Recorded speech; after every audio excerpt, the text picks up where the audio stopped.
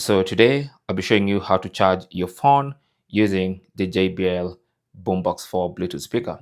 Now you can use this speaker as a power bank, and all you have to do is go to the back of that speaker and open up this little compartment.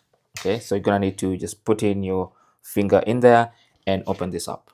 Now here you have two main ports. You have the Type-C port, and this is a charging port.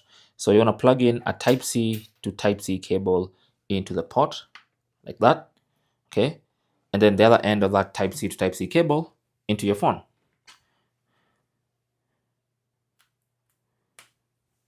And immediately your phone should start charging, as you can see. Now I'm gonna turn off the speaker just to check if it works with the speaker turned off. Okay, so I'm gonna quickly turn that off and keep it connected.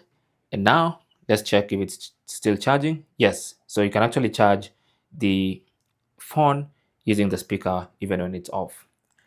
Thanks for watching. Don't forget to like and subscribe, and good luck.